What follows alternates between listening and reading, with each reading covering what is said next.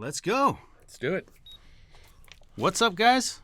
We have a special guest today. I'm pretty excited about it. Tyler Gray, bro. Hello. Welcome, man. Yeah, thanks for. We've been working on this for a couple months now. Dude, I am so excited to have you here. And you're in a. I'm gonna die. Don't die in here, dude. Come on, man. You know how pissed people. I was trying to me? drink quickly to answer the question, and I almost choked. They'd be like, "You can't take him out, Buck." Sorry. Yeah, we've been working on this for a couple months, so glad it finally happened. Yeah, so I'm super excited, and it's rare to meet someone that's has an impressive life as you've had, man. Like, you've done some. I would argue for sure. I feel like I wouldn't have to argue it. Two of the hardest careers to break into would be a tier 1 operator and actor. Yeah, that's technically probably true.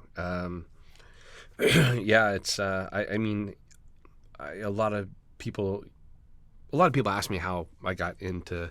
I mean, I guess the military thing's kind of obvious, or maybe it's not so obvious, but the the Hollywood thing is. I get asked all the time, like, how did you get involved? And I feel that what I'm about to say is very important on that, and that is, as a kid, I only wanted to do two things in life: be in the military. Well, actually, to be specific, be in military special operations. At the time, I wanted to be a Green Beret, specifically because of Rambo. Nice. Damn. And then the second thing was work in entertainment. Because of all the movies. Really, Star Wars was the first one that hooked me. But those were the two dreams that I had as a kid. So when one ended, I put all my eggs into the Hollywood basket, and obviously it took takes a long time to break into. But where I'm going with that is, for both of those things. The most important thing that you have to have to make it work is just absolute passion for it. The motivation just to do it no matter what.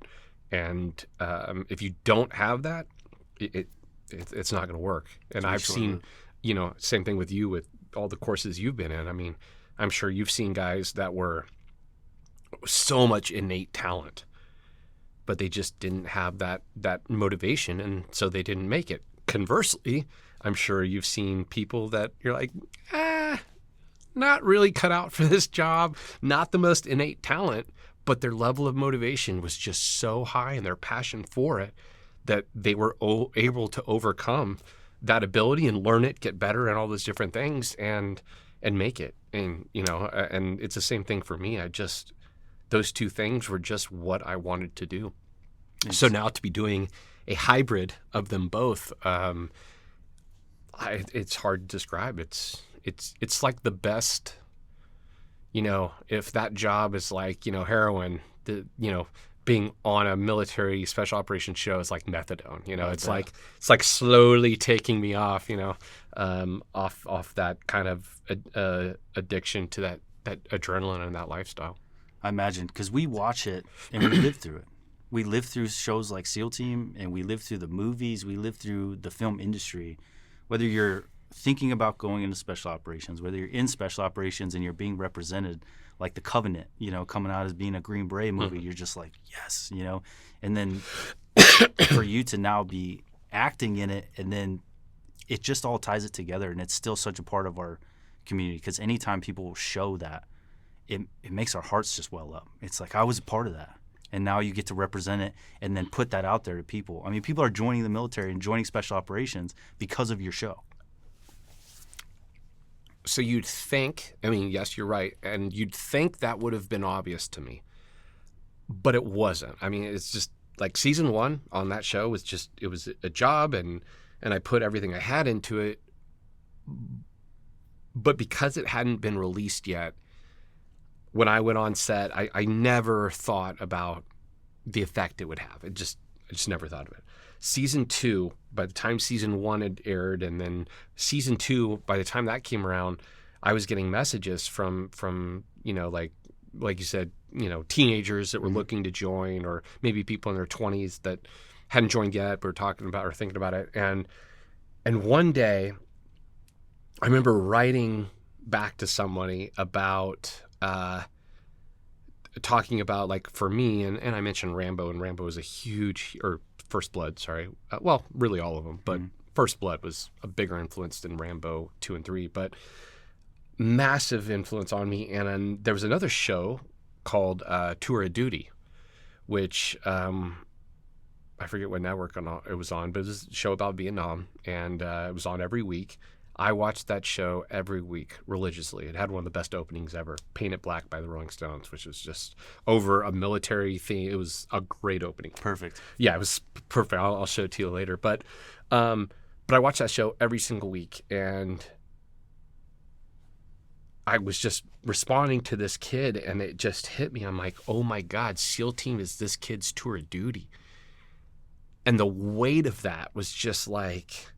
It shocked me. You'd think I would have put it together, but you just don't think about it when you just do it in isolation. You don't think about the effect it's going to have. And after that, though, I really started daily thinking about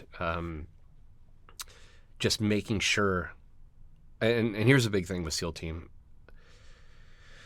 Does jumping off a fast roping off the helicopter onto a building, does that look cool? Yeah, it does. Is it cool? Yeah, it is pretty cool, right? And I wanted to balance the cool stuff. Like if you watch a recruiting video for any service, I don't care what it is. If you watch a recruiting video, it's all the cool stuff, as you and I both know. Highlights. Yeah. You don't see anyone burning crap in a burn pit or cleaning toilets, right? And so they just show the cool stuff. And it was very important to me and everyone on SEAL Team we'll show that cool stuff because it is cool. Mm-hmm. We'll show it, but we're going to contrast that with an honest message about what that job does to people's lives over time. And if you watch the show, really, every character's life is slowly destructing over the course of the show. Every single character. Yeah. And because that's what that lifestyle is. It's a destructive lifestyle, as you and I both know. And as long as we're presenting, hey, this cool stuff does happen, it is cool, it is fun, and there's an addiction I have to it, as I'm sure you do. And we'll show that, but we're also going to show you the cost of what that does to your life, of doing that stuff over and over again, over time, how it affects your life. And so therefore, I feel like we portray a very honest, we give a very honest portrayal of that lifestyle. I have a question that kind of brings me to what was that like, getting the actors to kind of understand that? Like, what was that? Were you having to kind of coach them through your own trauma and experiences to get them to understand, or is that something they kind of like innately got just from the script? How does that interaction work? Because I can't imagine, and sorry for this being so drawn out, I just can't imagine seeing or just experiencing actors trying to portray you with you standing there. So in my experience, I've taught a lot of actors, not just the show, but all, I've taught actors for many projects that I didn't actually work on. Or, I didn't work on because I was on SEAL Team, so I couldn't work on the actual projects. But in LA, on the weekends, I would train them for different roles.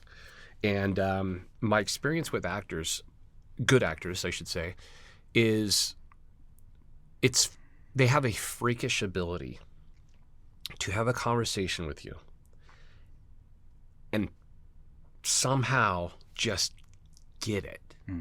They can do it very, very, very quickly. It's fascinating to me because every time it happens, I'm like, they're so good and they're so curious, and they'll ask you all these questions, and then you'll explain it to them, and then somehow they're just able to absorb that and portray it like they've lived it for 10 years. I mean, that's why they're A-list actors. So with SEAL Team, you take a bunch of good actors. And I was lucky, or not just me, but I would say the show in general was lucky that these actors all cared very much about the people they were portraying and that lifestyle, and they all wanted to get it right. Every single one of them. Yeah. And that's why it is what it is. I mean, I shouldn't say that. There's many reasons why it is what it is. But one of the fundamental reasons is I didn't have to do, it was just spending time with them asking questions. And, you know, over time, the more time that they spent around me, and I also, you know, I wasn't the only, you know, we had like, even on the pilot, we had every single double, even to this day, every stunt double is a former special operations member. Over half are former SEALs, and then there's Marine Force Recon, I think one SF guy, and so, but again, all former special operations. So just spending that time, and that started on the pilot, and therefore all the actors would spend time with all of us, see our interactions, and then they just absorb it, and then they're able to portray it so well. Which it makes sense to me, because what we do in team rooms is a very natural thing to do. It's to joke. It's to give each other hard times. Yeah. It's to have the immense respect for each other and our capabilities. It's trust. So it seems like it would be very natural for an actor to sit and be like, oh, I get it. I think it's even more than that. I mean, I agree with you. But I would also say, I think there's a part of, and again, I'll just say it, you know, we're sadly in a time in society right now where masculinity to a degree is frowned upon. And I don't think people really realize the negative side effects of that. But the military is one of the last bastions that has a definitive masculine rite of passage journey. It's one of the back in the day, that, I mean, every society throughout time has had a rite of passage from young men or young boys to men.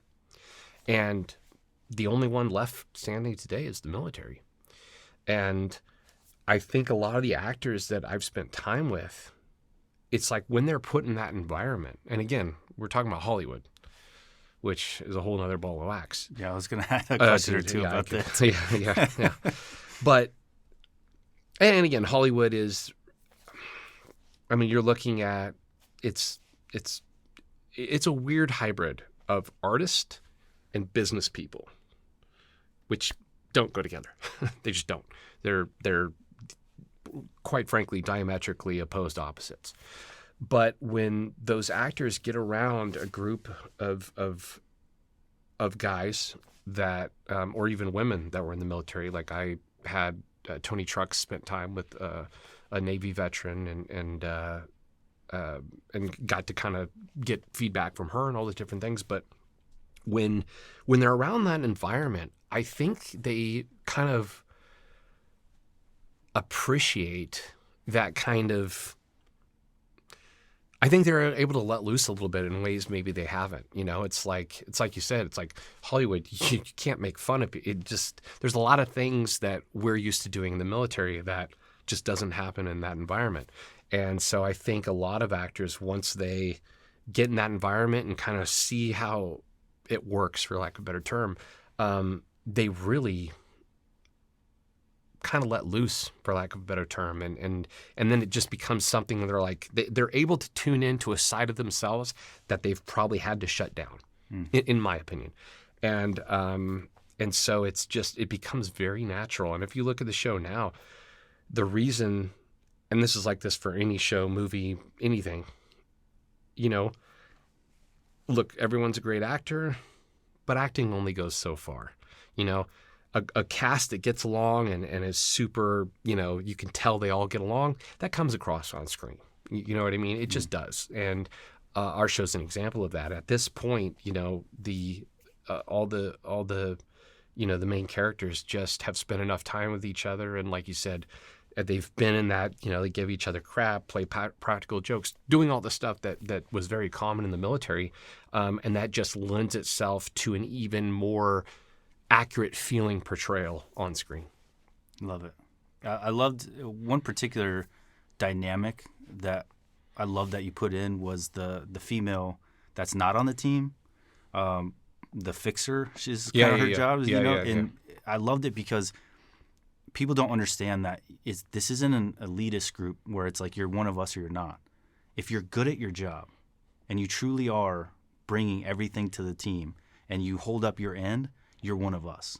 You don't have to be a male. You don't have to do, you know what I'm saying? So it broke that barrier down, and you showed her character being, she Josh's tier 1 guys. Mm-hmm. And it's like, most people look at that and be like, how does she get the authority to do that?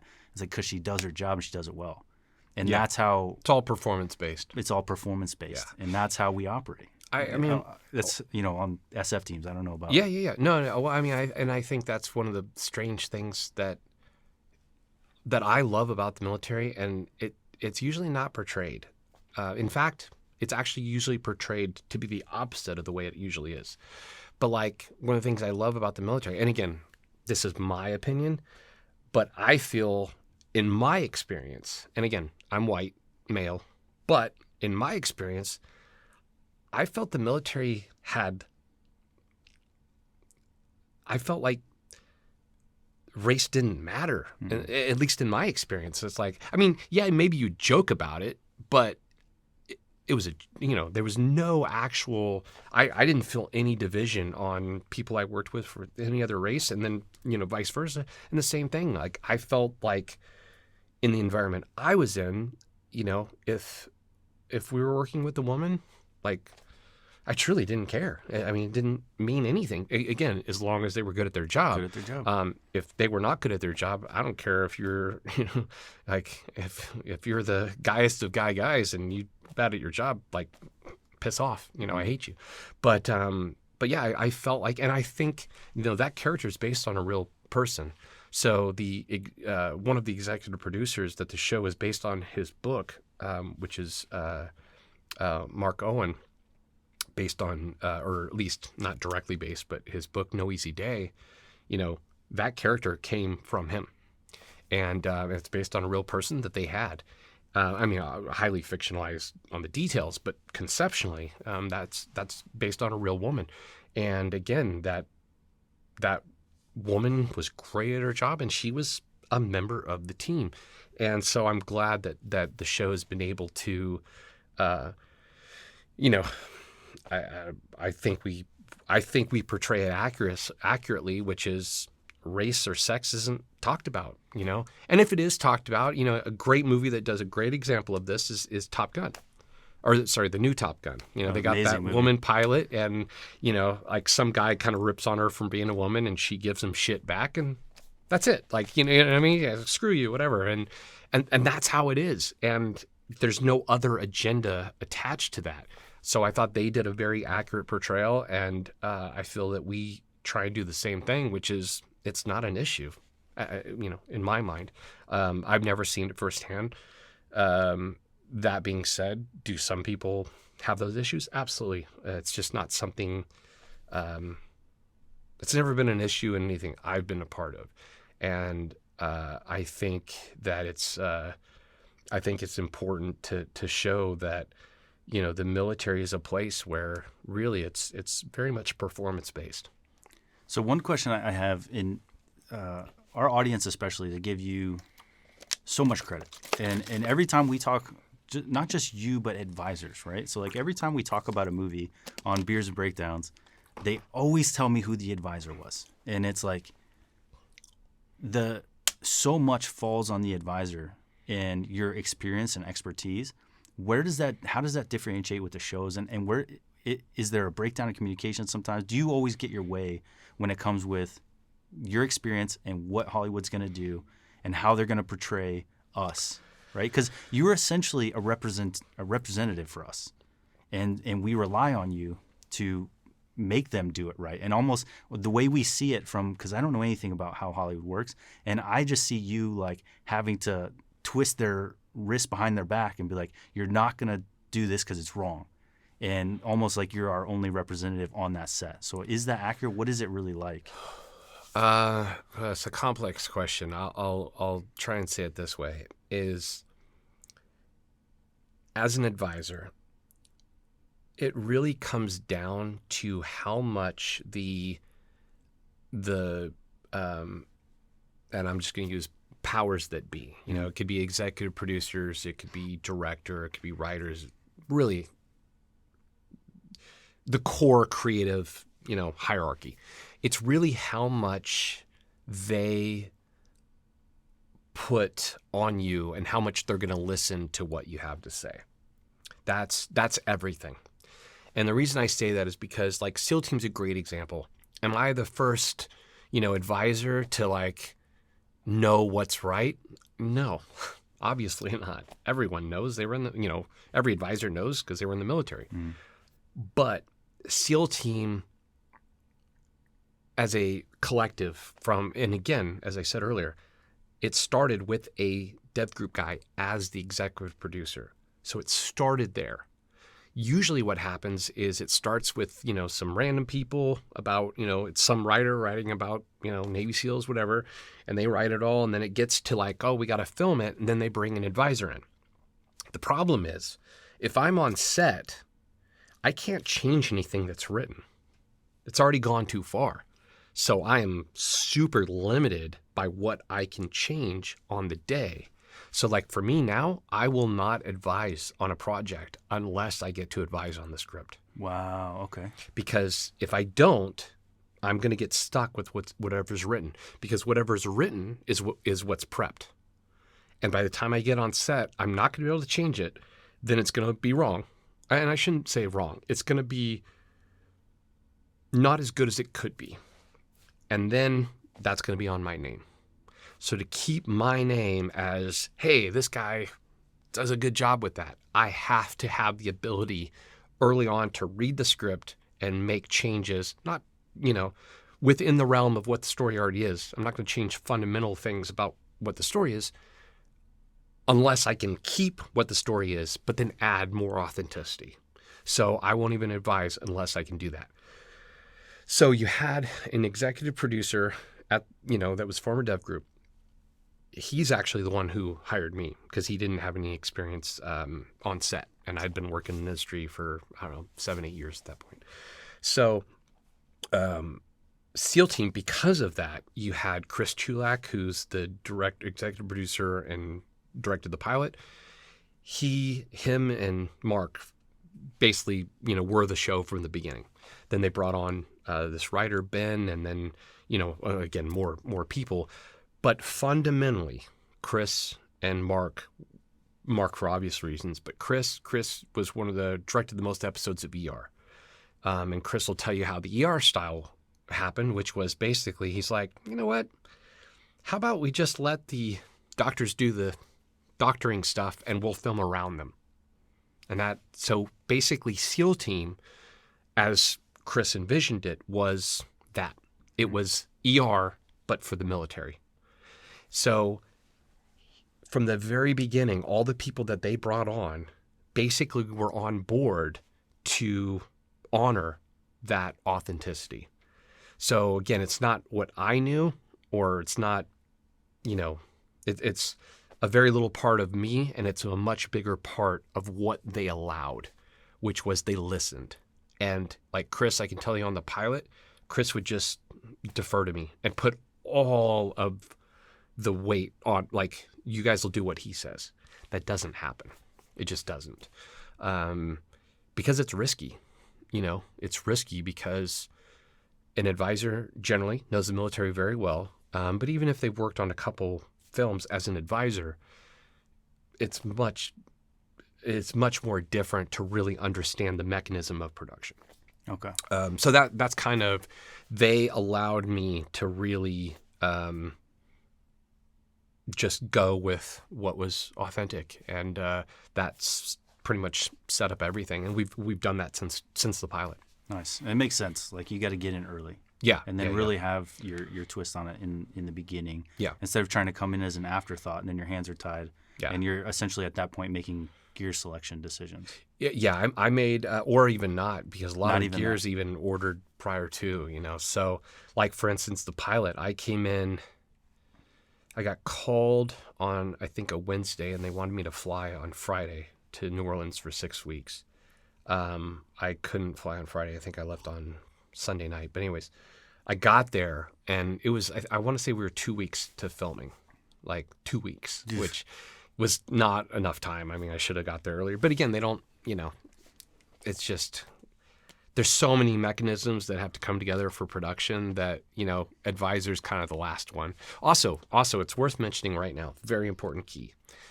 As a tech advisor, you are the only person on set not in a union other than PAs. Interesting. And how does that affect? Basically, you have no precedent for anything. It allows you to get pretty much screwed. Oh, nice. Yeah, Perfect. pretty much screwed because you have no union protection. I mean, I've worked on films. I've worked, 18 hours on, a flat rate, which if I was in a union. So funny story, it's 100% true. I became an actor simply to be able to advise for more money. I never planned on acting. I just was like, I did a movie in 2011, I believe it was, and my buddy did, I want to say 2 weeks as an actor. I did, I want to say 3 months, and he got paid more than me. Because he was union. Yeah, because he was on an actor union contract, and I was on a tech advisor contract. And I was like, never again. So I was like, from then on, I was like, sure, I'll advise your project, but you're going to put me on camera, which, again, you have to give them something. You have to, I can't just say, put me on camera. I have to sell it somehow. And I have to sell it, as I told you off camera, the way I sell everything is I sell it by telling them how I'm going to save them money. So for me, I went, okay, how about this? Put me on camera because you're going to need a person to do stunts anyways. Put me on camera. I'll advise for just a little bit over the stunt rate, and I'll save you time because I'll be able to do all these stunts that you won't have to do, like a breach. I'm going to be able to do a shotgun drawer breach or a charge, whatever. I can do that in my sleep. Whereas if I train a stunt guy, it's going to take me time to train him. And then he's probably going to mess it up a couple of times on camera because it's just not something that he's done before. And that's how I sold it to him. And so they're like, all right, cool. And that's how I got on camera. Nice. Yeah, so that's how I became an actor. And then SEAL Team, on the pilot, I went in there and they had the four actors. And I was like, you guys don't have enough people. I'm like, what do you mean? Like, you don't have enough people to do CQB. Right. I'm like, you have a scene, and they had a scene where we went in a room and there's like women and kids, and it has 4 people like in the doorway talking about, oh my God, these, whatever it was. And I was like, it's going to look pretty bad if no one goes to the women and kids. It'll just look ridiculous. And they're like, oh, they don't think of that stuff. Yeah. Because it's not part of the drama.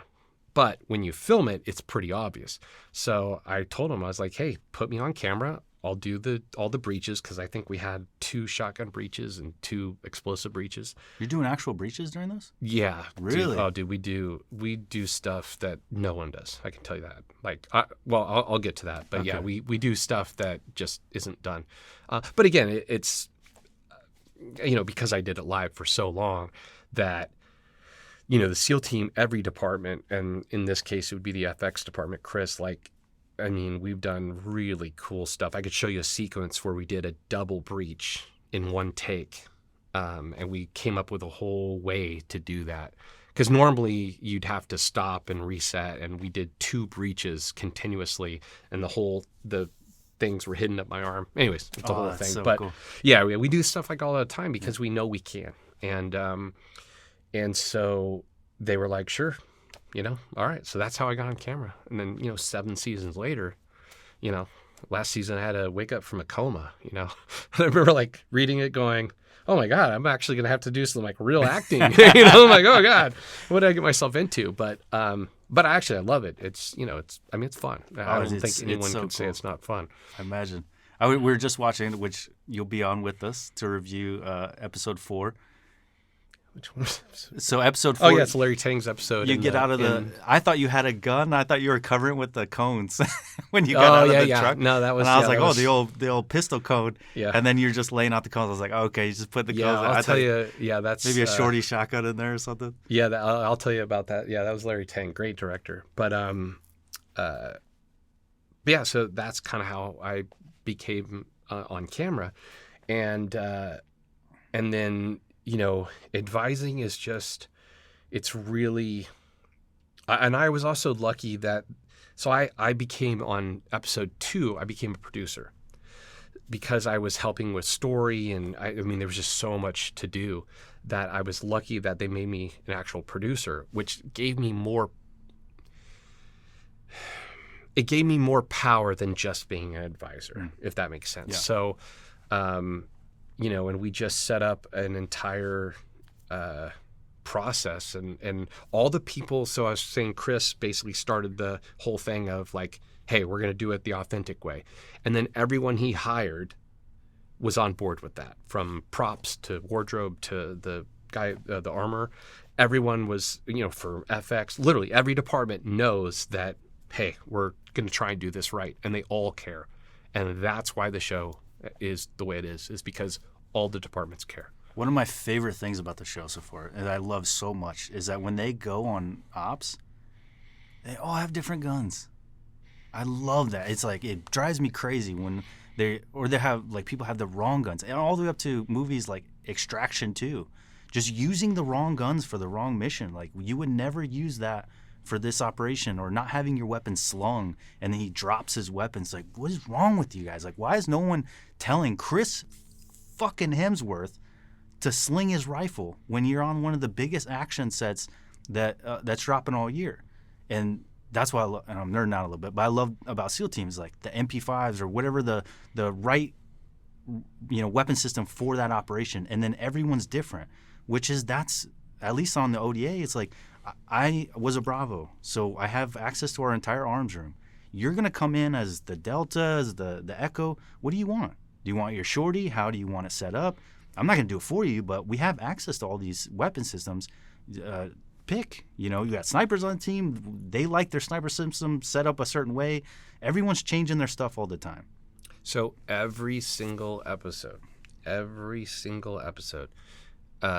Mike Papik, who's the armor, and I, along with a couple others, have a conversation about every single gun, to include the bad guys, by the way. The bad guys. We pick every bad guy's gun, and we pick it based on logic. And we could watch any episode of that show, and I could tell you why every single person has the gun they do. Love it. Every single one.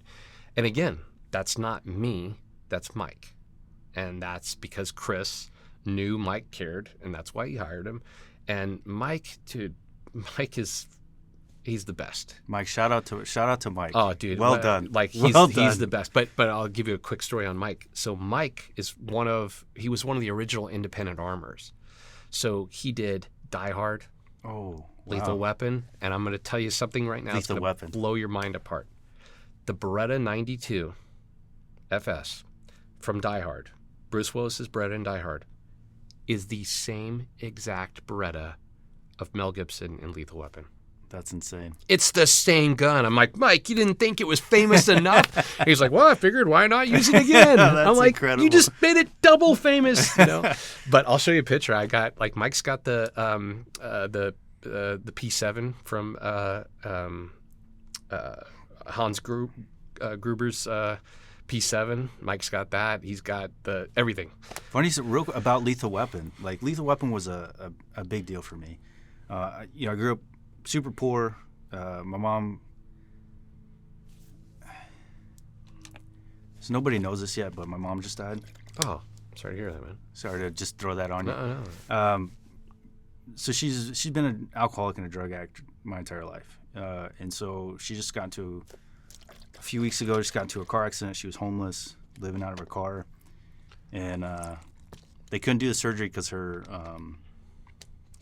she had, was it cirrhosis? Oh, of the liver. Of the liver. So she died in a couple days. So anyway, life was tough growing up. So Lethal Weapon was my dream. I watched Lethal Weapon and I saw this guy, Briggs, and I was like, this guy lives in a trailer on a beach with his dog, like, and hangs out with his friend every day to go to work. I was like, that's the coolest thing ever. Like, all I wanted, like, he influenced me so much in that movie that I ate a dog biscuit once just to be cool. Like I was like, this guy's so cool, and that's the life, is just to be disconnected from all the drama that family kind of brings, and to just be secluded by myself, doing my cool job and hanging out with my friend every day. So you bring up something that I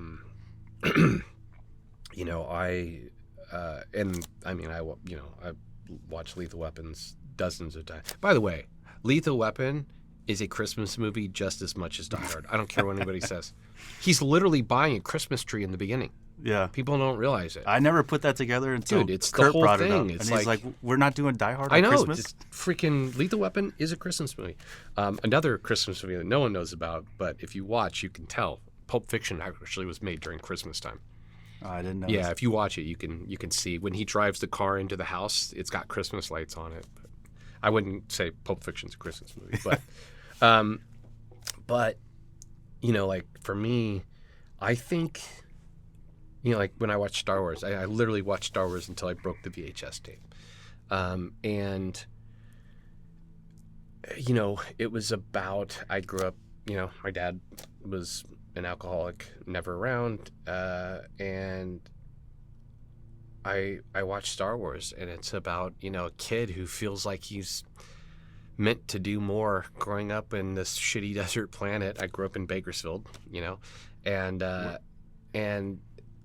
I just identified with, and here's the irony is I watched Han Solo and I wanted to be Han Solo.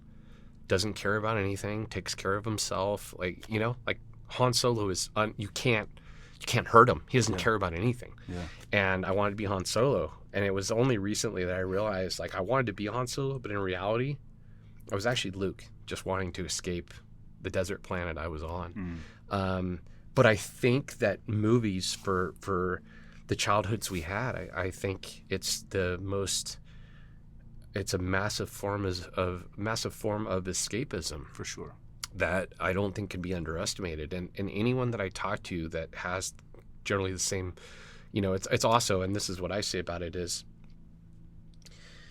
at least in my childhood, I felt that emotions were too risky, and so I stopped having them. And to this day, really the only time I feel emotion is when I'm watching another character and I can feel emotion for that character because it's safe, because it's not me. But I can watch a character, happy, sad, whatever it is, and I can feel emotion through them. And for whatever reason, that's where I'm at. I can't do it for me, but I can do it through that medium. And that's one of the reasons I love movies and TV so much, is because it's a safe emotional outlet for me, and it always has been. It's crazy that you say that, because my wife tells me that I don't show emotion, and I'm like, what do you mean? I'm like always like watching movies, and I'm getting like so drawn into it that I'm like tearing up all the time. But it's not you. It's not me. Yeah. I never put that together. Yeah. It's safe. It's a safe place for the emotion that you don't allow in yourself. But it fools you, to where you think, I'm being emotional. Yeah, it's like when I talk about things, I don't. I've had this happen a lot. I'll do a podcast or something, and people will be like, "Oh, you're so open," and it's true, but it's because I don't care about. It's not good. The reason I'm able to say whatever about myself, like, talk about the worst day of my life, I just don't assign any emotion to that. I just threw out there for the first time anyone about my mom died literally weeks ago. I'm disconnected from it. I have no connection to it whatsoever. And that's not healthy. Nope. For you, it's not healthy what I do. And I know that I haven't yet figured out how to converge those. Yeah, I'm working on it, but I just, which that kind of brings us into what we were talking about before we linked up, is when Ukraine happened, there was this expectation of you to go there. You're a Delta operator, bro. You're best of the best. I got invited. So go jump on that sword again. And you told me, like, well, I'm just not in that phase of my life anymore. And that's where I'm at too, is like Yeah. where we're just becoming different people. We're trying to figure those things out. Yeah. And it's, I'm trying to find the emotion in myself, and I know to go do that would just be running again from it, you know.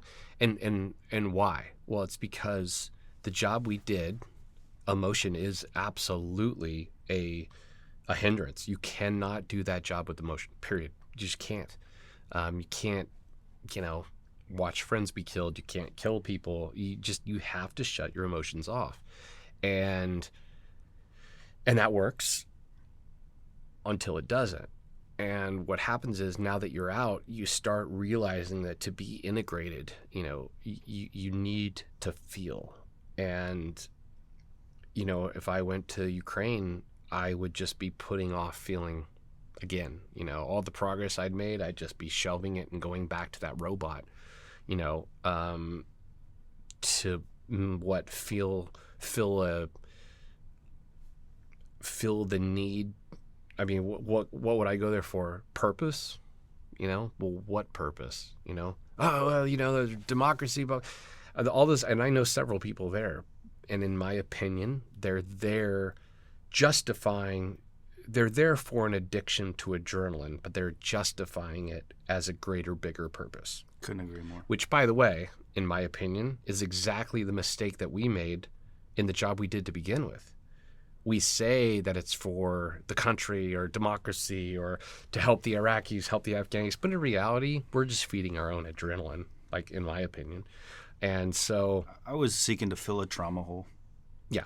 I didn't feel good about, I didn't know who I was. I didn't have a dad to tell me I was worth it. I didn't have anyone to tell me I was good enough. So I thought, well, here's a hard thing with hard people. If they tell me I'm good enough, maybe I am something. Yes, that I'm literally writing a book right now on that. The other part of it is, I call it hero syndrome. I'm not worth anything, but if I do this good thing, then maybe I'll be worth something. I can definitively point to something outside of myself and go, look what I did. I helped these, you know, whatever it is.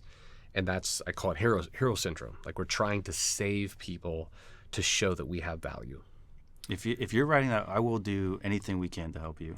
Yeah, it's a long conversation, but I'm pretty confident that I've figured out, you know, PTSD, operator, all that stuff. In my opinion, it's their symptoms. They're not the disease. I believe the disease is identity, and it's more to it than that. But I'm literally we'll have you back to talk about that. And I think it's gonna, or I don't think, I know whenever I talk about kind of the parts in it, it seems to resonate with people, and I'm gonna present a full theory rather than pieces. I'm gonna present the whole thing, and then I'm gonna present what has worked for me, and what I believe will work for other people. But then at the same time, I'll tell you right now, like, as soon as you think that you can fix yourself, you're fucked, because you can't fix yourself. There's no broken, fixed. You are forever going to work on improving yourself. And we're not fixable, because to be fixable implies that you're broken. And we're not broken. We're just, you know, we have a long way to go, but we're not fundamentally broken.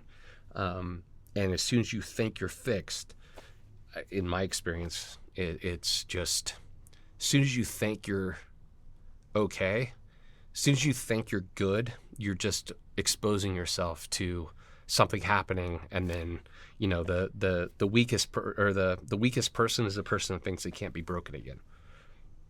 Because you can. Mm-hmm. Everyone can. And once you accept that and go, no, I'm forever going to be improving myself, that's realistic.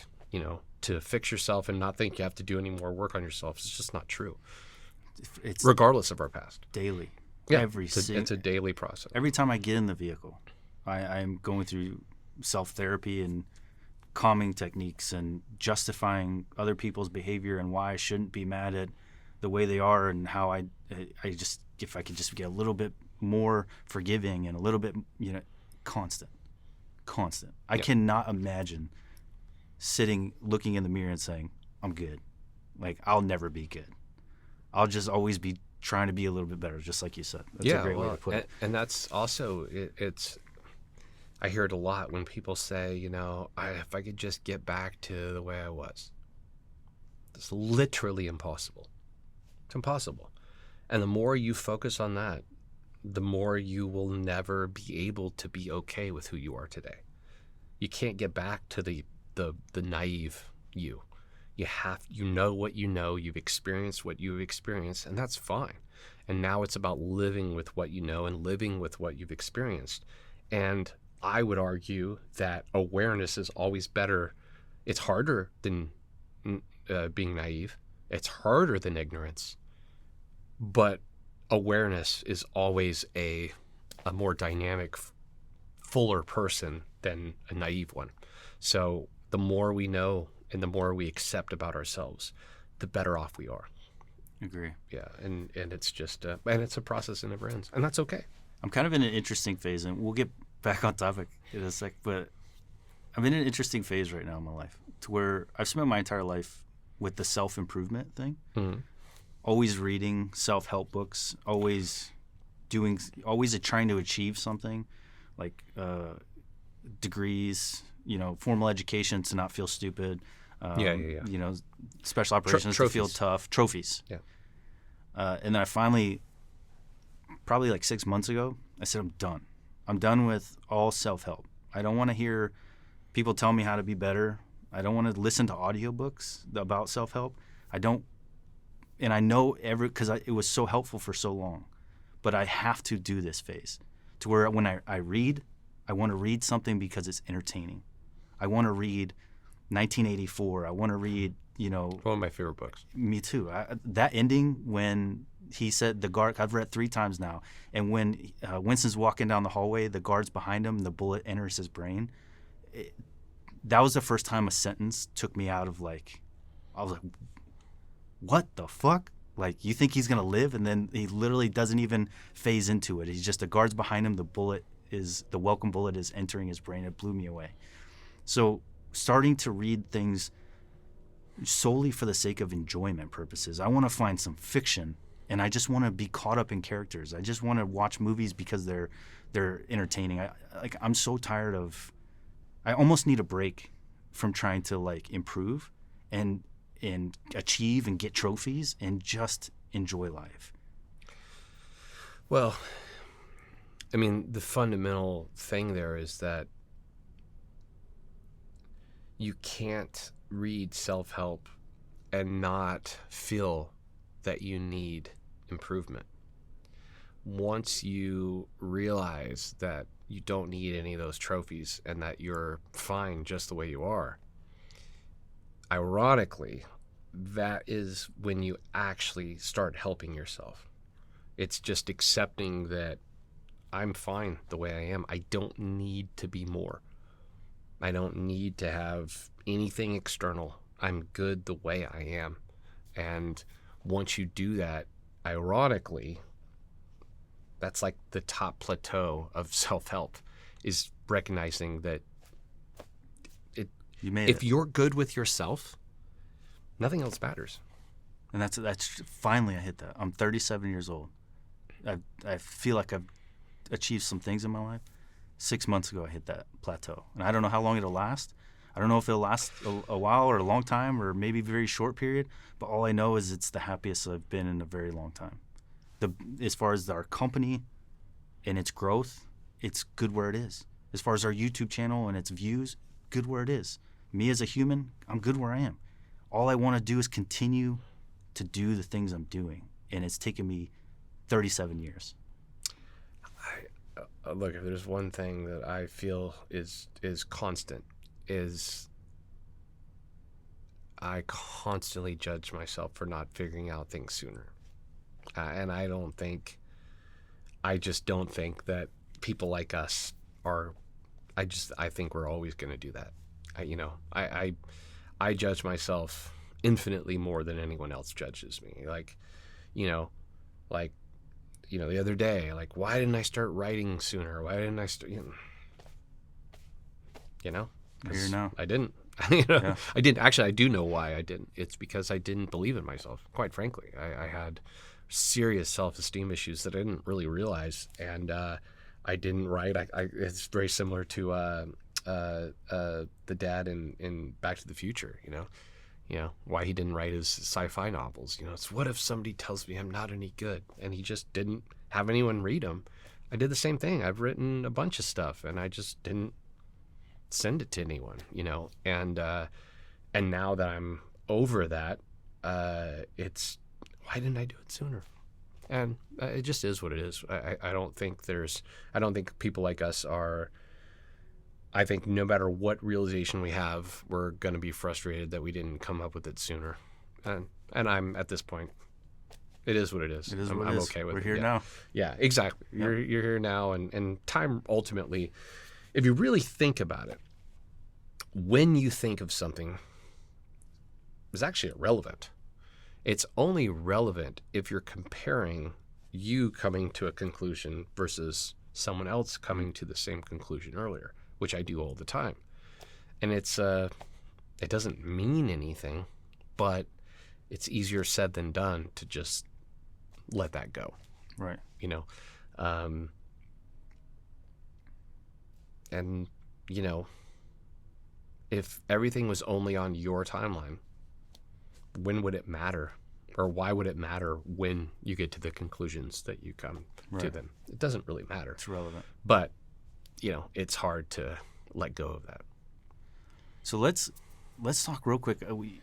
I had to pause you because you started to get on a roll with the story. And you said you had a regret in the military. Yeah. And I would love to hear what that was, because just for some perspective for people listening, because we kind of were just having a personal conversation. Yeah. We said that you never compromised, you never felt like you compromised your morals in any way when you were in the military, nothing like that. But then that triggered a thought of some regret. And what was that? Yeah, so I was very lucky because of where I was in the military. If we did a mission, we were doing pretty much all raids at that time, and or raids or VIs or whatever. But they were definitive missions. We would sit down for a briefing. This is the person. This is what they did. This is why we're going after them. Whatever. So every mission we did, I knew.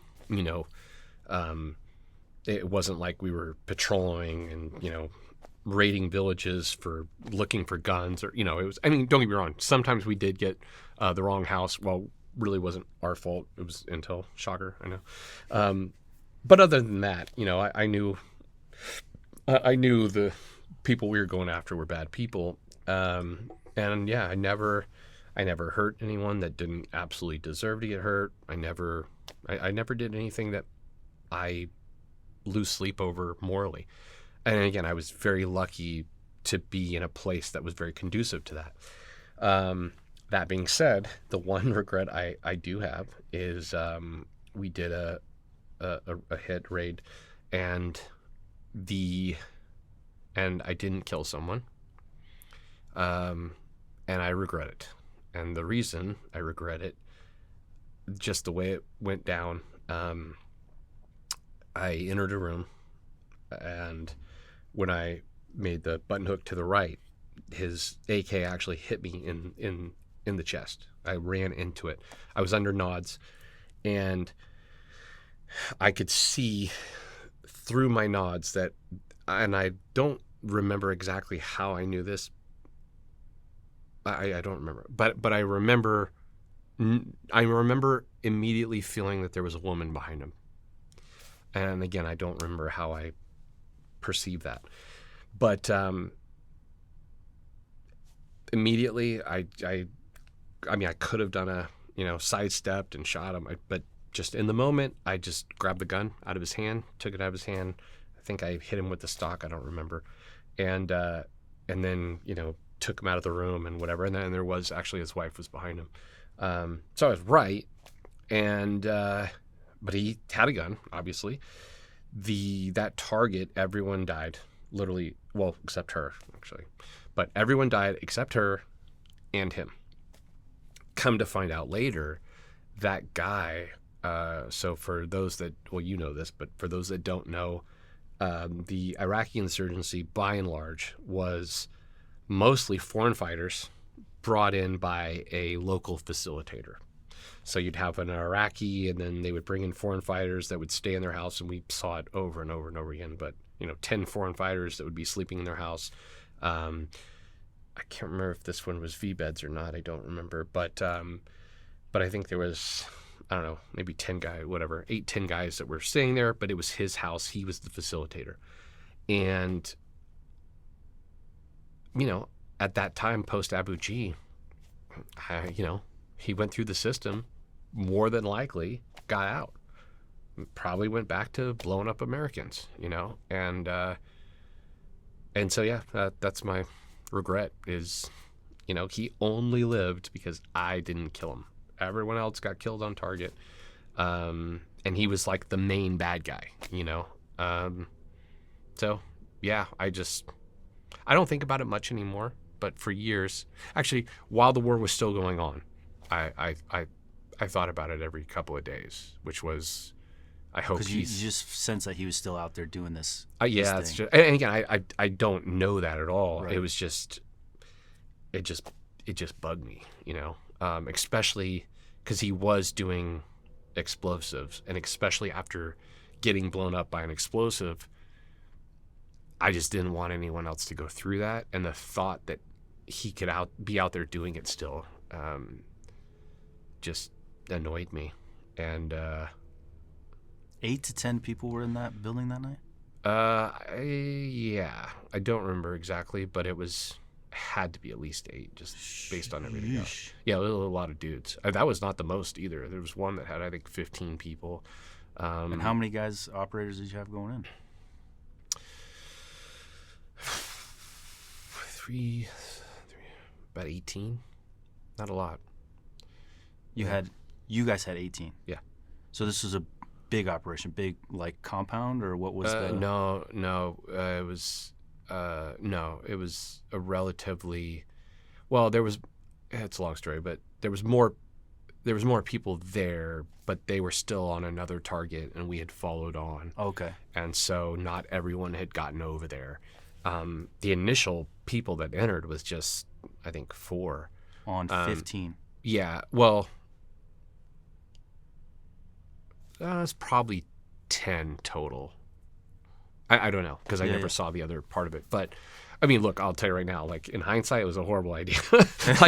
Horrible idea. Should not have been done, but, we didn't know what we didn't know. But, yeah, it was no more than 4 initially, and then I think it got to, probably when I got to 10.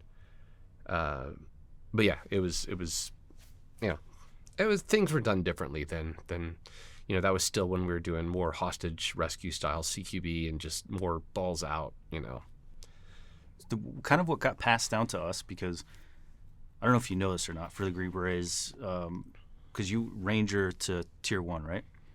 So obviously we look up to you guys, and when there's always a friend, right? There's always a friend that's a Green Beret that his friend's in CAG. And so when you guys have tactics that get passed down, it's like the holy grail. So as soon as we go to some training with the CRIF or just someone's buddy that's like, hey, this is what the CAG boys are doing, this is what we're going to start doing. It's like the shit. And so we're so stoked to get that passed down from you guys, because we're not always running 10 dudes with 4 people. And sometimes our kind of tactics get a little stale. And so you guys are the big bros, right? So we always want that info. There was some information I just wanted to see if it was right, where someone was telling us about tactical call-outs. Mm-hmm. And they're like, for a while, tier 1 guys are running fast and furious. Yeah. And that was getting a lot of people smoked. Yes. Yeah. So that was true? 100%. That was probably directly from, not probably, it was 100% directly from the time period I'm talking about. 100%. And again, it just the lesson that was learned there was no matter how good you are, no matter how fast, no matter what. I mean, dude, when you're in a house, you can only fucking. It doesn't matter your tactics. Like when there's people with fully automatic machine guns 4 feet away, like it doesn't take much to freaking, you know. I'll say this with the op tempo, the amount of operations, like we got lucky that more people didn't die. I mean, a lot died comparatively, but I'm happy we got away with what we got away with, put it that way. And then when that changed to the call out style, that definitely helped things. And you know, it's like everything. It's ultimately where it became more of a hybrid of everything, really. But yeah, the hostage rescue style, which don't get me wrong, I loved because it's fun. It's super high adrenaline, but yeah, it's a meat grinder, no doubt about it. And I'm put it this way, I'm glad I got hurt, because if I didn't get hurt, I'm pretty confident I would have died. I'm 99% sure, because at that time I was young and stupid, and so I just loved going quick. It's just my thing, you know. And I'm lucky that I got taken out of the game before I did something that really got my number pulled. But yeah, the other thing that's interesting about the tactics is, you know, everyone, even there, everyone does it differently. And that's something people don't know. Like, each team does it differently. Each bigger unit than the team does it differently. Each team unit bigger than that does it differently. And I've taught CQB a lot. And really what it comes down to is there's certain things that have to happen no matter what. Like an example, security. What direction do you need security? 360. But if you're passing, let's say, if you're going up to a T intersection, hallway, no matter what, you need guns in every direction. The difference in tactics comes down to how do you fill those different gaps first. And I've looked at CQB from around the world, and really what it comes down to is the differences are based on people's perception of where they think the enemy is going to be. That makes sense. The problem is, in my experience, it usually is not true. Most people's perception of where, and I'll give you an example, and we'll get off tactics, but most people's CQB tactics are based on the perception of where the enemy is going to be from what? Training. Sims. But that's not where people are going to be when their actual lives are on the line. So in Sims, I might be hiding out here just to get one or two motherfuckers. Right. But if my life is on the line, I don't care about killing two people. I want to live. So I'm not going to be there. That's a good point. And that's in my opinion, that's where most people's tactics are flawed. And again, they're not flawed. They could just be better if they based their tactics on a more likely position of the enemy in real world. That makes perfect sense, because we've all been there in the Sims game. Yeah. And you're right. I just want to win. I know I'm going to lose. I know it's I'm a losing game. It's designed to lose, so right. I just want to get a couple people. If I can get 3, I'm the man. Yeah, but if and you know you're going to die, so you don't care, because there's no world in which you live in that. Right. But in reality, no, dude, you want to live, so you're going to be in a completely different position, and most CQB is geared towards the likely position of an enemy, which the likely case would be a worst case. I'll give you an example. Behind the door. You know, that's like the standard CQB. Behind the door, steps out. Yeah, pin it. No one's going to do that in real life. They don't do it. I've never seen it a single time. Well, that's not true. I've never seen it intentionally a single time. I've seen it accidentally, just by the way we came into the room. surprised them and they happened to be in that position, but they didn't know we were coming. Right. Okay. Because they don't want to feel stuck and know that they're essentially dead. They want to egress. They want out. So I call it freaking rat in a maze. They're always going to be in the farthest position from the entry point. But that's a whole. I taught this for years, and that's the crazy part about CQB is what does it actually come down to? It's all math, just like shooting. It's all math. It's probability. It's a mathematical potentiality for lethality, and it's crazy stuff. So you mentioned getting taken out of the game. You good talking about that? Yeah. I mean, yeah. And it's whatever you feel Yeah, comfortable. I've talked to about it before, but when I got hurt, it was the best phrase I can use is, in Avengers when Hulk grabs somebody by the foot and just does the Hulk smash thing. Mm-hmm. That's how getting blown up felt to me. I just felt like the Hulk grabbed me and just. That's how it felt. I felt small. I felt like nothing. I felt, what's the word? I felt. It's a weird thing to say, but it's true. I felt like unimportant to the world. Like something was just like, yep, fuck you. It's probably how you feel in nature if, you're in a earthquake and the earth opens up. You know what I mean? It's just, I felt like nothing. I just felt like that it was not worthless, but unimportant to the bigger world. I just felt like I felt like I was an ant, best way I can come up with it. And, I got my, I still have my helmet, but I got blown up blew my nods off and my nod mount off, and the backside deformation was pretty bad, but I never lost consciousness. So, but it's funny, man, you hear stories about guys getting shot, blown up, whatever, and, they're like still in the fight. Dude, I wasn't. Like, my brain was like tapioca pudding. Like, I was just like, I had no idea. The level of confusion, it's like I was very vaguely aware that there was a gunfight still happening, very close. But it felt in my mind like I was not a part of it. It's hard to explain, but a guy got blown up next to me. I knew he was next to me. I got blown up, and I didn't even think about it. Just never. He wasn't there, and I didn't even. And granted, I couldn't see because I had nods, and then I didn't, so everything was dark. I couldn't see anything. But it's like I didn't even think.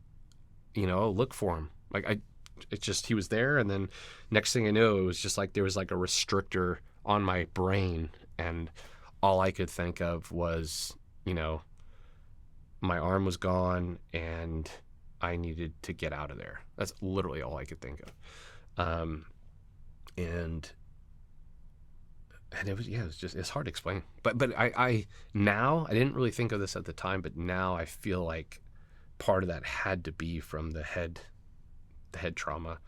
And on that note, like with addiction now and so many things now, and dude, sadly, I just put this together like 2 months ago. Somebody mentioned it to me, and there are so many things that, like, I never even, I barely drank before I got hurt. I never even smoked weed. Like, honestly, never smoked it. And after I got hurt and I was in the hospital, it was just like suddenly I was capable of addiction. Suddenly I was capable of just anger and all these things. And I just recently somebody mentioned it, like I said, and I was like, my God, I never thought of, obviously the injury caused a lot of hard stuff that I went through, but I never really thought of it as, oh, maybe the structure of my brain changed. Just never occurred to me, and maybe because of the structure of my brain changing. But so now I'm actually gonna do the MERT. As soon as I get approved for it, I'm gonna do the MERT. Do you know the MERT? What's It's that? magnetic. I think it's magnetic imaging resonance trainer, I believe.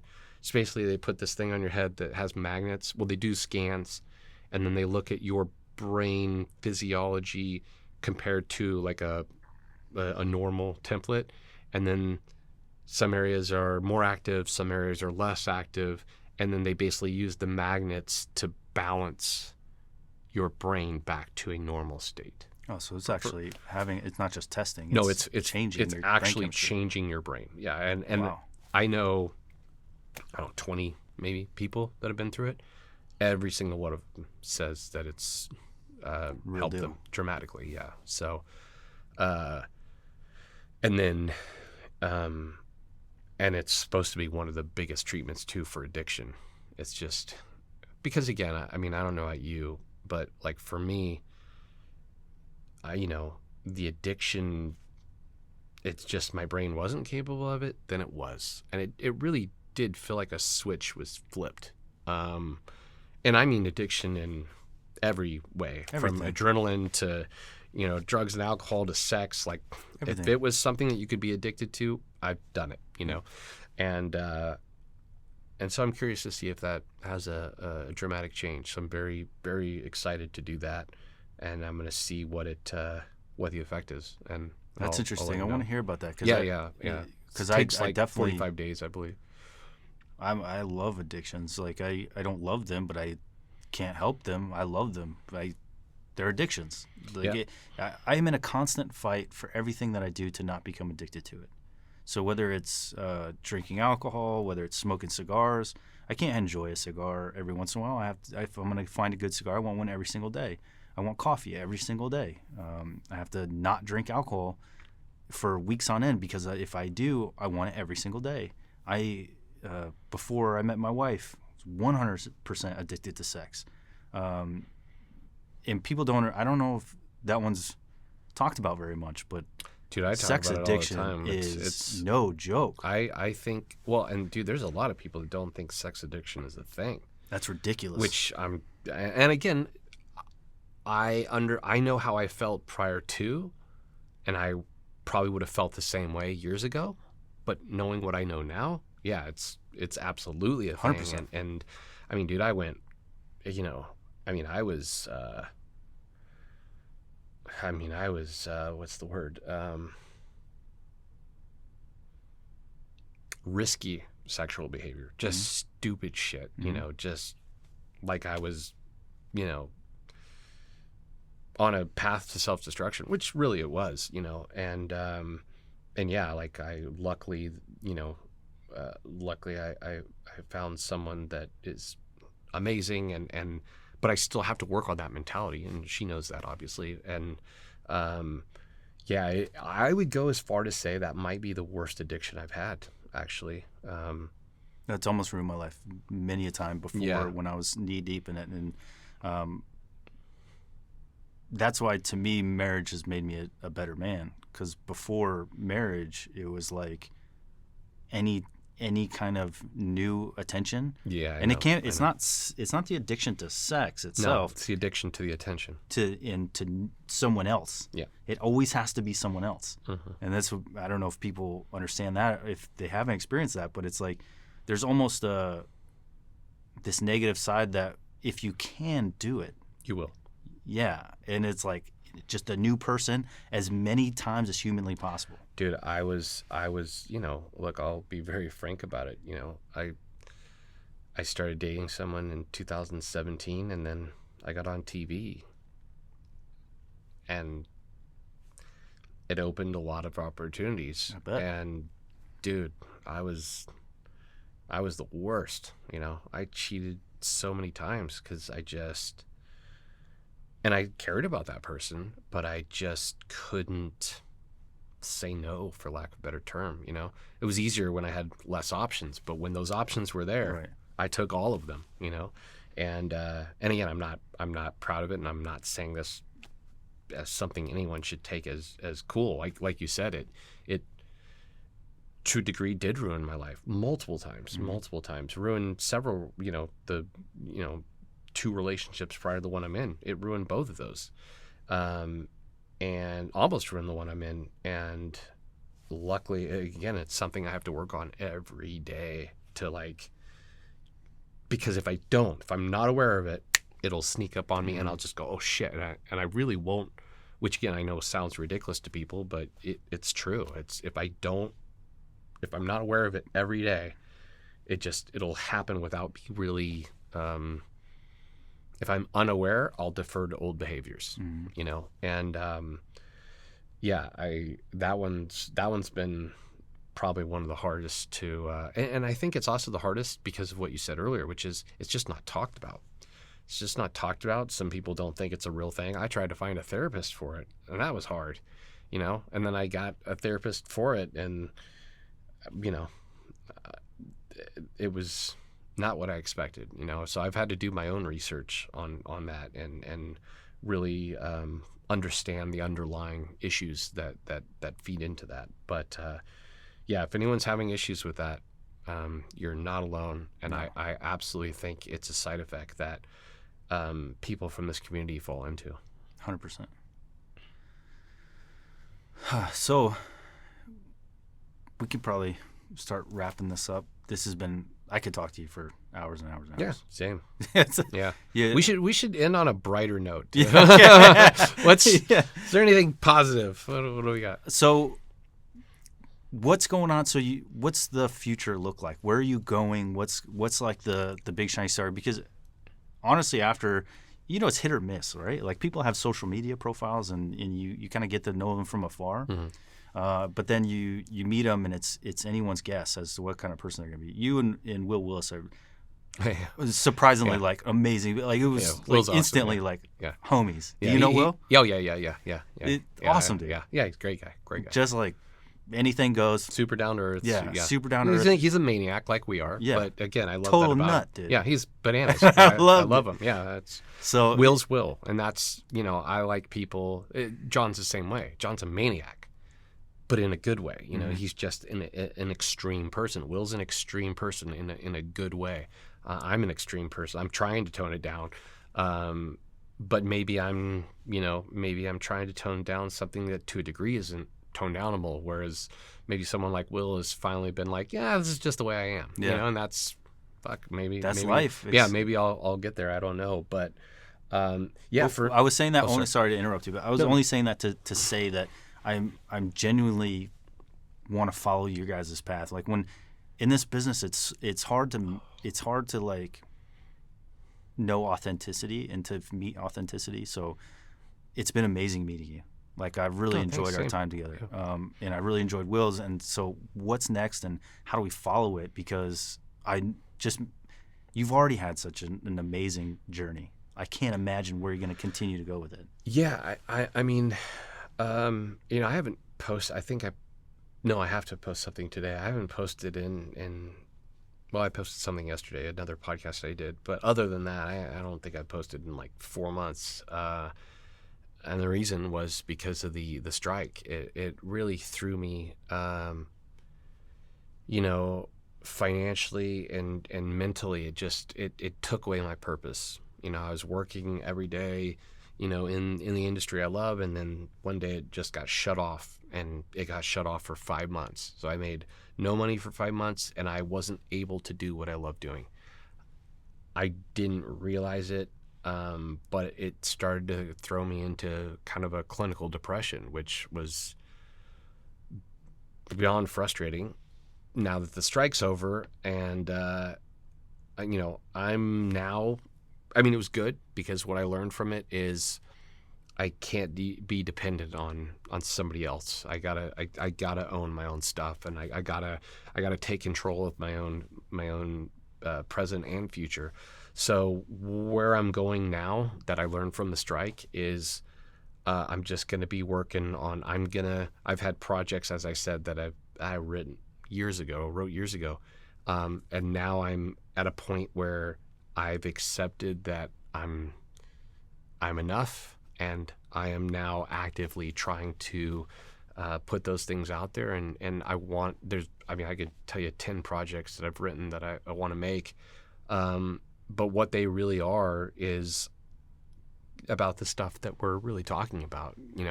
They're all, to a degree, I mean, they have maybe, fictional, high concepts, but at the core of each one of those projects is very real messages of what, you and I have been talking about and experiencing. And it's about people trying to find purpose, people trying to find, redemption, people trying to find themselves after looking in maybe all the wrong places and suddenly realizing that they've been looking in the wrong places, and that they need to, at the end of the day, you and I both need to do one thing to get where we want to be. That's change. We've got to change. And every great story, every great movie, every great TV show ultimately is about a character who wants to change. I love it. And so that's what I'm working on. And I can't wait to see it, because I think that just you sitting down and being so open about it is going to be huge for people. Because I'm telling you, man, like, I'm a Green Beret. They put me on a pedestal. We put you on a pedestal. You're the guys we put on. You're the guys that Green Berets put on pedestals. And so for you to come in and to show these people that no matter how high you get, no matter how much you achieve, the tip of the damn spear, we're just human beings. And we all have shit we got to work through. That's going to help so many people. And I've worked with, which I won't name names, but I mean, I've worked with several actors who are as A-list as the top of the, the 0.001%, the highest actors you could name, and several of them don't feel that they're good enough. And I'm like, how? You've got literally, millions and millions and millions of dollars in the bank. You've got freaking every woman there is just, throwing bras at you. I'm exaggerating, but it's like, how do you not feel that way? And I realized they just have these issues that they haven't worked through. And when I looked at them and then I looked at myself, and I'm like, shit, not nearly as extreme, but you're doing the same thing. You're doing the same thing as them. And I look at them and go, dude, why are they happy with their lives? And it's because they just have never really accepted that they're enough. And I made that same mistake. I'm still working on it, don't get me wrong. Right, but me too. And again, it goes back to, it doesn't matter how great your life is. If you don't feel that you're enough, you're not. And once you feel that you are, you are. Nothing external means anything. Doesn't matter how much money you have. It doesn't matter how many friends you have. Nothing matters. All that matters is your feeling about yourself. And I am trying to, I say this all the time. There's a huge difference between what we know and what we accept. For years, I've known that I'm not stupid. I know that.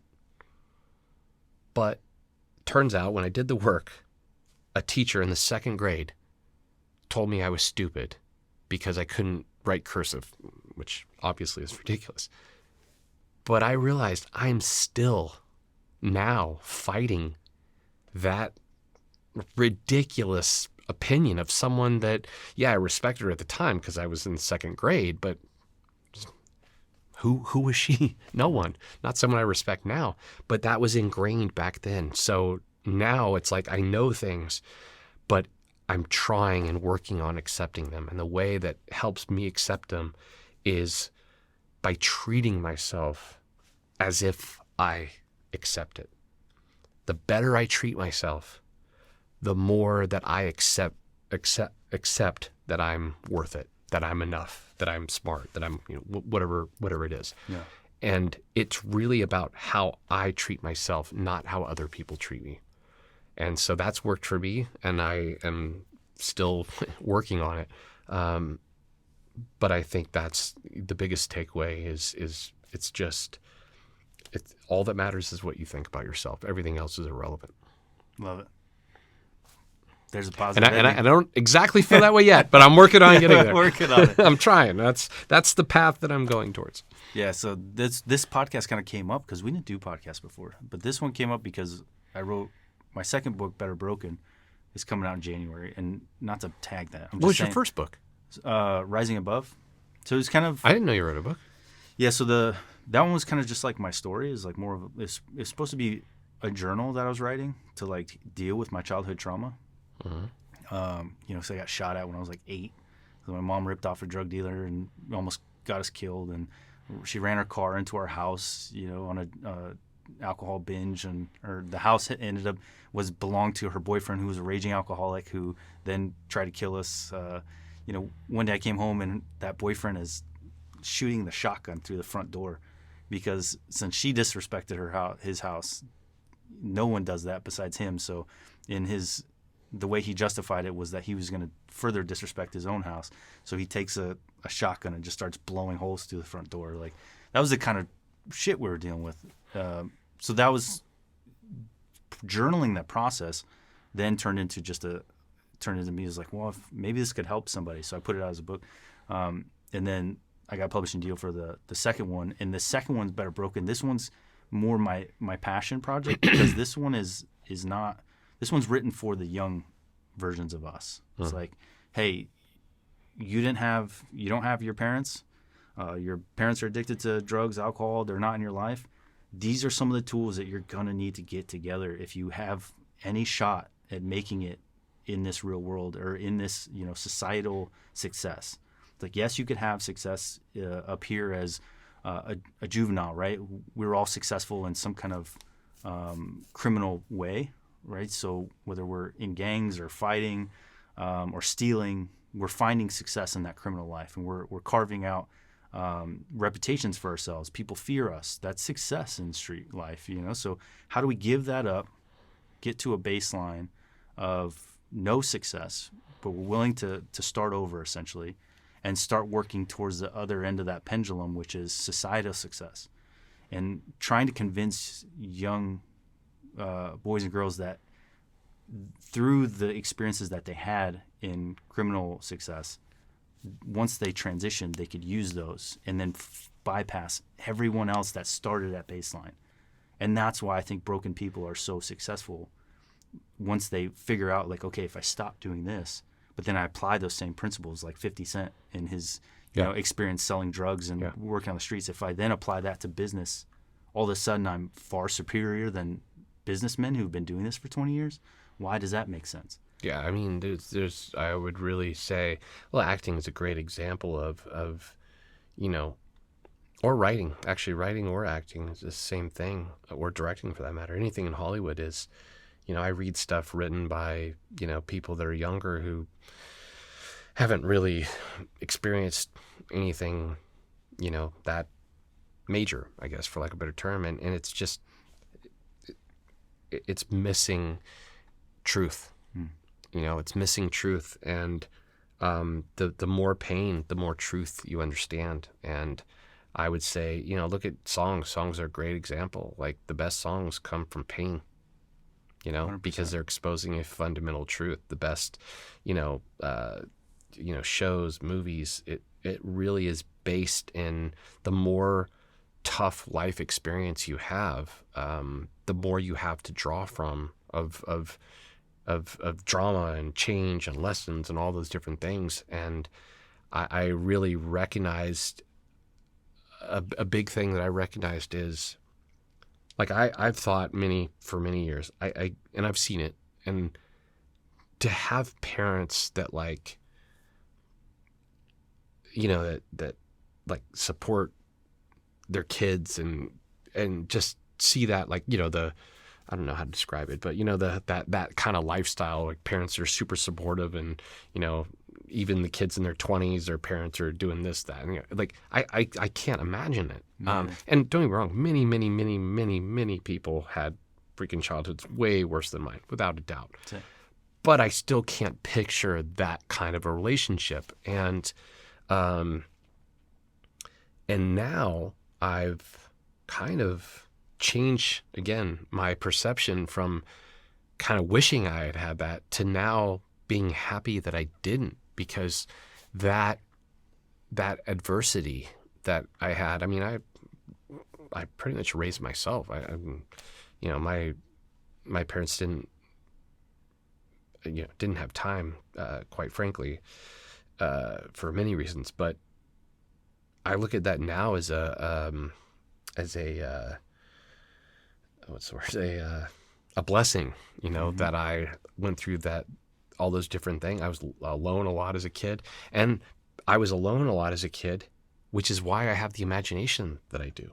It's because I had no one there to play with or do anything with. So I had imaginary friends. I had all these imaginary things, and I would imagine entire worlds that I would be living in because I had to be in something different than the reality I was in. And now I realize that's a huge benefit. And I think the biggest thing with pain or adversity is really just changing your perception from viewing it as, something that negative that happened to me, to this thing happened so that I could blank. Right. And it's just changing the mentality from a victim mentality to a mentality of strength, going, yeah, that sucked, but it gave me this. And the ability, which is factual, the ability of you to help younger kids literally came from your shitty childhood. Mm-hmm. Had that not have happened, you wouldn't have the ability or the drive probably to help those kids now. Right. So we're really not victims. We're really lucky to be in the positions that we are, to have had the lives that we've had, to be able to help people. 100%. And that's why I call it better broken. No, absolutely. We truly are. We're blessed. Yep. We're blessed if we could transition. And once we transition, all those hardships become blessing. Like you're painting a picture. Your life is a picture, and then each trauma that you went through is a different color. And so it's like, yeah, it was really hard at first, but now you have this plethora of colors and experiences and shades that you get to paint your picture with. And you understand. I can understand other people's experience, and it's like we talked about judging now. There's very few things now that will make me truly, it's like the concept of bad and good. It's like, dude, that's so elementary, life's much more complicated than that. People aren't bad or good. They are fundamentally, they will do what it takes for themselves to survive. And sometimes that will go into conflict with others, and they'll say, oh, that person's a piece of shit. Well, You just had two opposing motivations, because you're both looking out for the survival of yourself, your family, and those that, friends and everyone that you know. But to look at the world as black and white is and that's why war's so hard for me now. It's like, dude, it's a lot more gray now as I'm older, that nothing's black and white. Yeah, I have no ill will towards any fighters overseas. Yeah, well, and that's the other thing is not only that, but the military has to instill a black and white mentality for you to do the job that you do. And they don't want you to think in gray, And then it's like, I mean, for me, after doing stuff long enough with and for the agency, you just start to go, oh, this is way, way different than I thought. You start to see behind the curtain, and you're just like, dude, this is not what I thought it was. We're not who I thought we were. We're not doing it for the reasons. It just gets a lot more complicated, and then it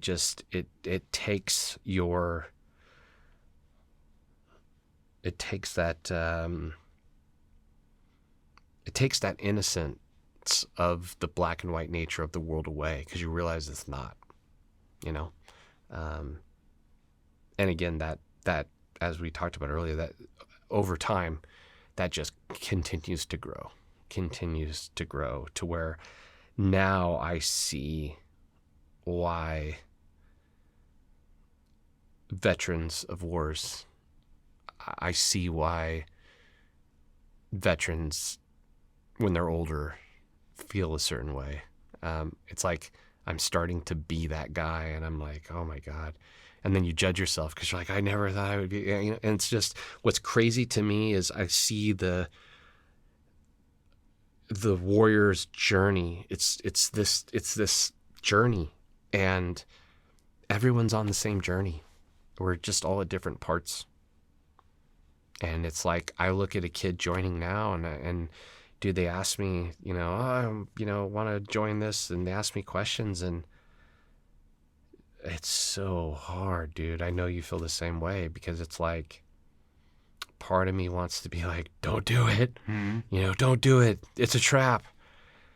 And the other part of me knows that if given the chance, Dude, I'd do the 100%. exact same thing over again.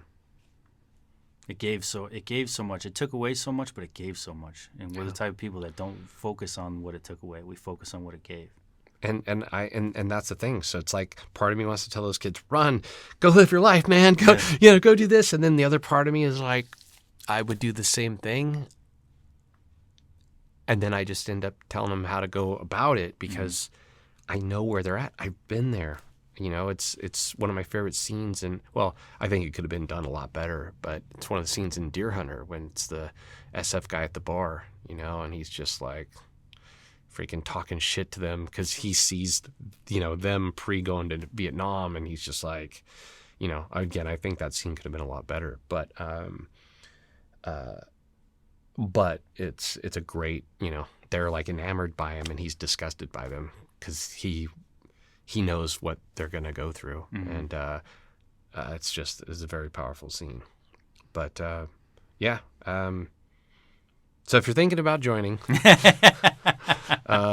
You can sign up at you can sign up.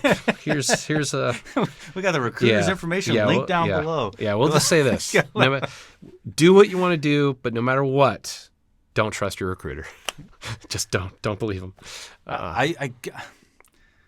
We got to end this, but I can't help but to ask. Like, part of one of my biggest insecurities with my military career was not going to selection.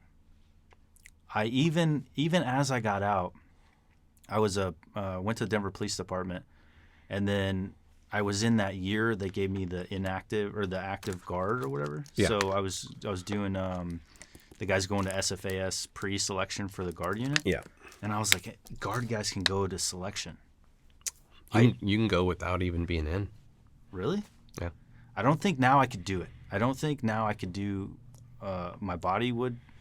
Well, yeah. I mean that, yeah.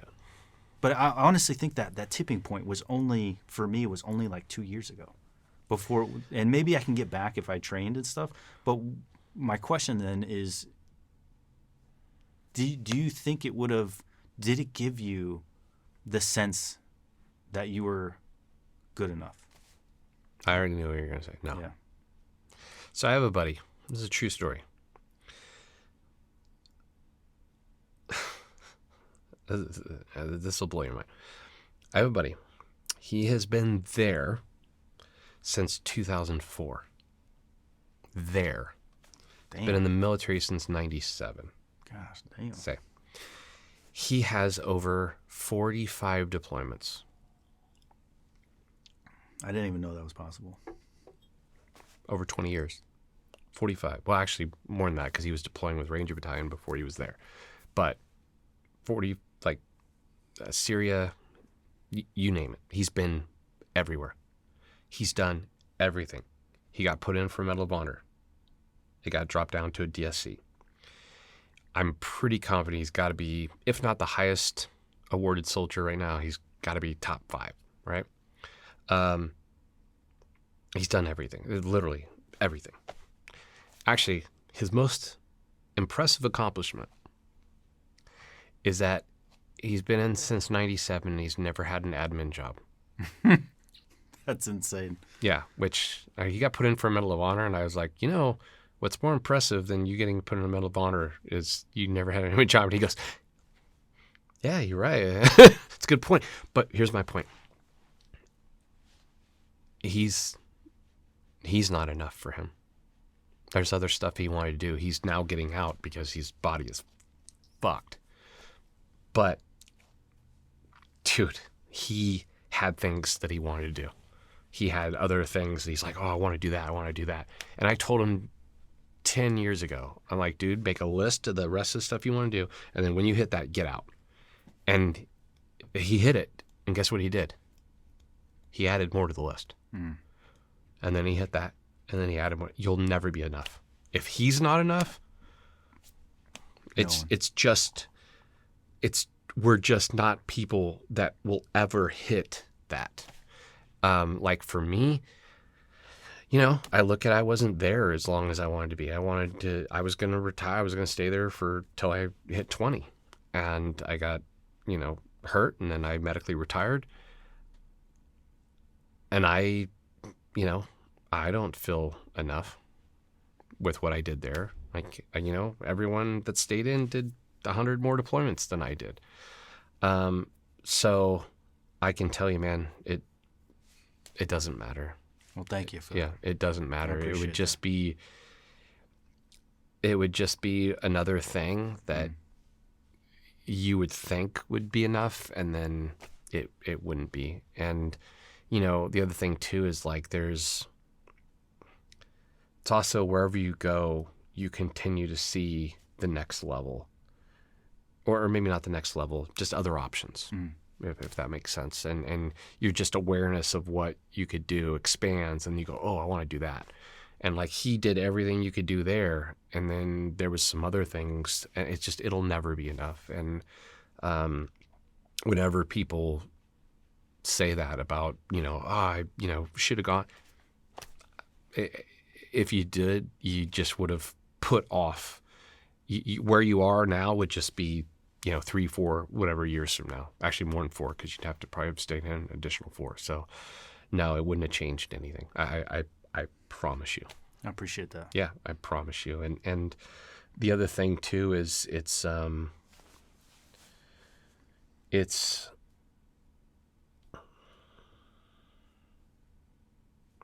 not that place, that job, those courses. I saw many people that were great guys, great warriors, that for whatever reason that, you know, they couldn't complete that process, but it had no relevance to who they were as people. And that's kind of the bigger thing, is that place, that it has no relation to who you are. None at all. Yeah, I mean, it just has a relation to a very specific thing, but that specific thing has nothing to do with you as a person. It has to do with you very specifically in being what they want you to be. And I could tell you, I was not built for that place. I can tell you that right now. I just wasn't. I was a black sheep. Really? Okay. First, I want to say that what you just said not only means a lot to me, but I know for a fact, 100% sure, I know the exact guy that this is going to mean a lot to. And he's an amazing human, and he's a, you know, long-time Green Beret, a stud, didn't make it through the process, and I know that you just talked to him personally. So thank you for that. Yeah. You know, it's not just me. There's a lot of Green Berets out there that, and probably Rangers and probably a lot of just people that didn't make the cut, and you just talk to them personally and let them know that, like, you know, even someone who did, first of all, could be a black sheep, but second of all, that it's like even you guys in this position of such high esteem and high regard could say that this doesn't have anything to do with who you are.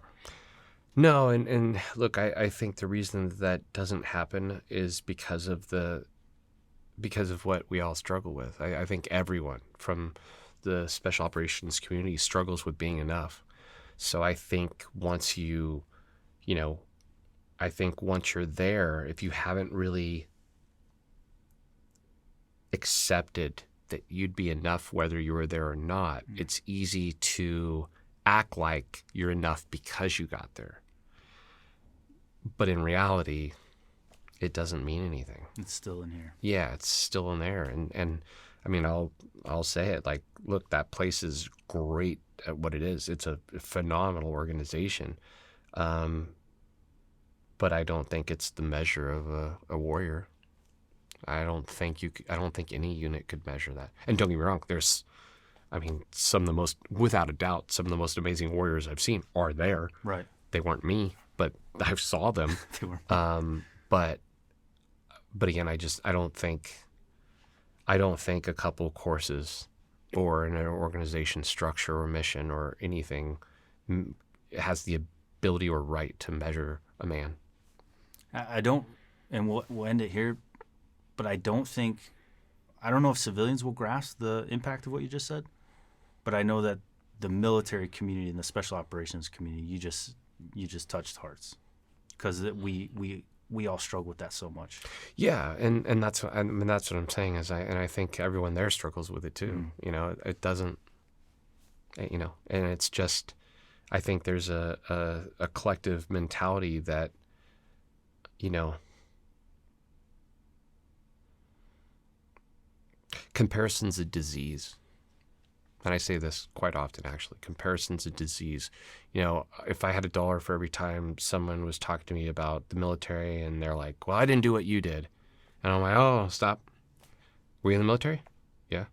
Were you honorably discharged? Yeah. Like, we're both veterans. Same. If you say another word about your experience, you're going to start separating us. And what we need to do is not be separated. We need to be together. And we are together that we were veterans. And that's all that matters. What we specifically did, our times, our deployments, our units, that's all things that divide us. It's all things that separate us. And we need to be unified by our common core, which is we all signed up, we all volunteered, and there's honor in that. It doesn't need to be more than that. It doesn't need to be a comparison of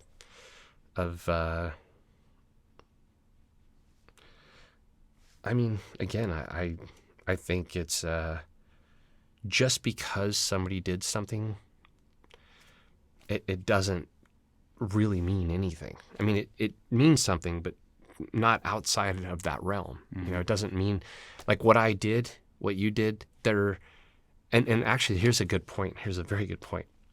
I try and explain to people, because people, like, I mean, there's advisors out there that, you know, never went to combat, and they're advising on you know, war stuff.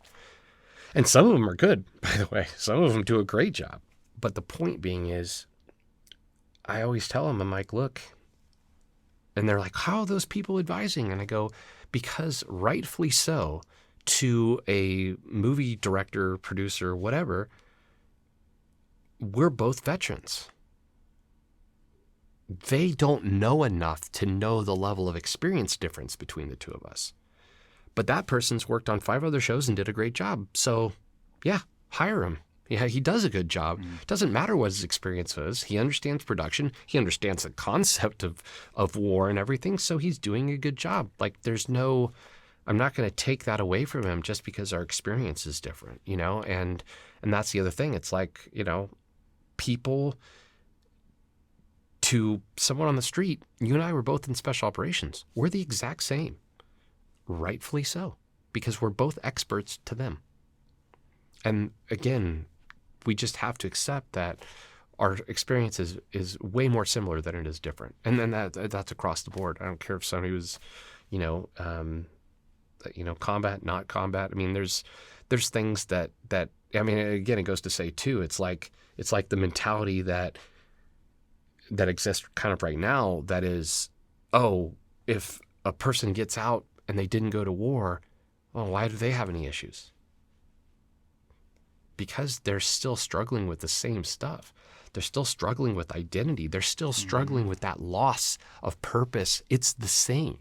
It doesn't have the little combat component, but I don't know about you. I don't give a shit about the combat stuff. I don't have nightmares over that. You know what I have nightmares about? Not even a little bit. Dude, I have nightmares over showing up to formation with no pants on. That's the military nightmares I have. You know what I mean?